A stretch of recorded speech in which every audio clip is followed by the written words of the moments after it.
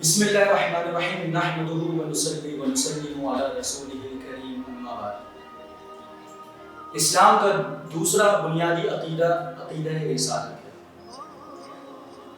خالق ارض و سما اللہ سبحانہ و تعالی جل شانہ نے انسانوں کی ہدایت اور رہنمائی کے لیے انبیاء کرام علیہ السلام کو مبعوث فرمایا۔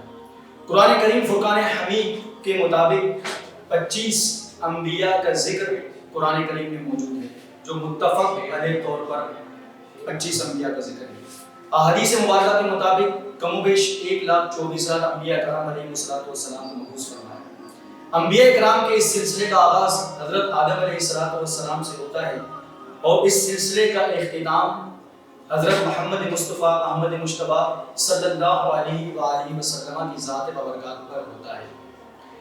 خالق ارض و سما ختم نبوت کے بارے میں قرآن کریم فرقان حمید میں ارشاد فرماتا ہے: ما کان محمد ابا احد من رجالکم ولکن رسول اللہ وخاتم النبیین۔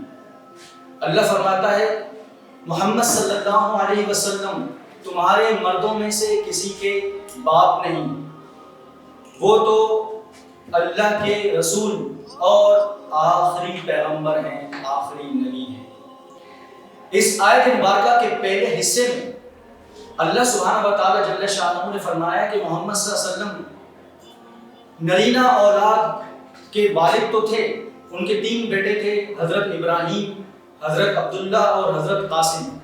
آپ کی تینوں نرینہ اولاد جو ہے وہ بلوغت سے پہلے ہی بچپن ہی میں انتقال فرما گئے، تو آپ صلی اللہ علیہ وسلم کسی بالغ مرد کے باپ نہیں ہیں، یعنی آپ صلی اللہ علیہ وسلم کی نرینہ اولاد میں سے کوئی بھی بلوغت کو نہیں پہنچا۔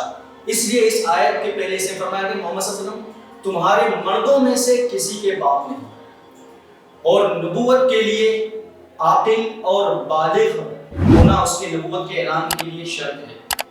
تو محمد صلی اللہ علیہ وسلم کی اولاد میں سے کوئی بالغ ہوا ہی نہیں، چاہے جائے کہ ان کے خاندان سے کوئی دعوی نبوت کرتا، تو محمد صلی اللہ علیہ وسلم کی اولاد میں کوئی بالغ مرد نہیں، ان کی نرینہ اولاد بلوغت سے پہلے ہی انتقال فرما چکی تھی۔ اب چاہے جا کے کوئی اور نبوت کا دعویٰ کرے۔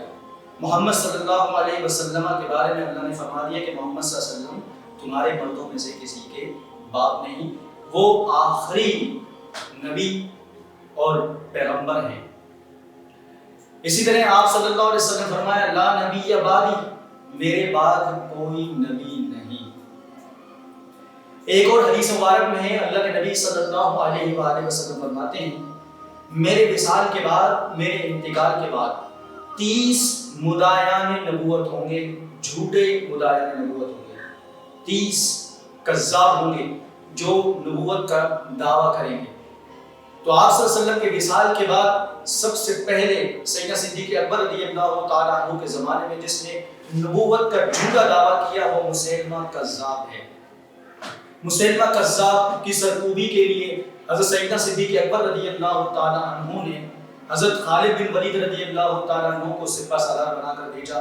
خالد بن ولید رضی اللہ تعالیٰ عنہ کا لشکر مسیلمہ کذاب کے لشکر سے نبرد آزما ہوا، اور اللہ سبحانہ و تعالیٰ جل شانہ کے فضل و کرم سے حضرت خالد بن ولید رضی اللہ تعالیٰ عنہ کو کامیابی اور فتح نصیب ہوئی، اور اس طریقے سے یہ پہلا فتنہ جو ختم نبوت پر تھا اس کا قلع کما ہو گیا، یہ فتنہ ختم ہو گیا، مگر قیامت تک اس طرح کے فتنے آتے رہیں گے۔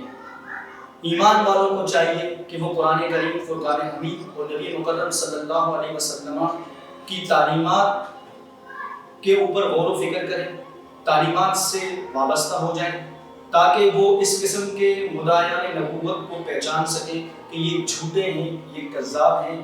اللہ سبحانہ و تعالیٰ جل شانہ نے حضرت محمد مصطفیٰ صلی اللہ علیہ وسلم پر نبوت کا اختتام کر دیا۔ آپ ختم نبوت کی آخری مہر ہیں، آپ کے ذریعے سے ختم نبوت پر مہر ثبت کر دی گئی۔ آپ صلی اللہ علیہ وسلم کے بعد کوئی نبی نہیں آئے گا، کیونکہ آپ صلی اللہ علیہ وسلم اللہ کے آخری نبی اور رسول ہیں۔ نبوت اور رسالت منصب ہے، اور منصب جو ہے وہ صفت ہے، اور صفت موصوف سے ہوتی ہے۔ تو آپ صلی اللہ علیہ وسلم صفت رسالت اور صفت نبوت پر فائز ہیں. تو جب تک آپ صلی اللہ علیہ وسلم صفت نبوت اور رسالت پر فائز ہیں آپ کی جگہ کوئی اور آ ہی نہیں سکتا. اور آپ صلی اللہ علیہ وسلم قیامت تک کے لیے صفت نبوت اور صفت رسالت پر فائز ہیں، کیونکہ صفت موصوف سے ہوتی ہے. تو جب موصوف ہے تو صفت ہے. تو آپ صلی اللہ علیہ وسلم کی صفت رسالت اور نبوت جاری و ساری ہے، اور قرآن کی روشنی میں قیامت تک آپ کی صفت نبوت اور صفت رسالت جاری و ساری رہے گی. آپ صلی اللہ علیہ وسلم قیامت تک کے لیے رسول ہیں. جتنے بھی لوگ آئیں گے آپ صلی اللہ علیہ وسلم کا کلمہ پڑھ کے مسلمان ہوں گے. آپ علیہ السلام کا کلمہ پڑھے بغیر کوئی بھی مسلمان نہیں ہو سکتا. خالق ارض و سما ہمیں عقیدہ ختم نبوت پر ثابت قدم رکھے. آمین. وما علینا الا البلاغ المبین.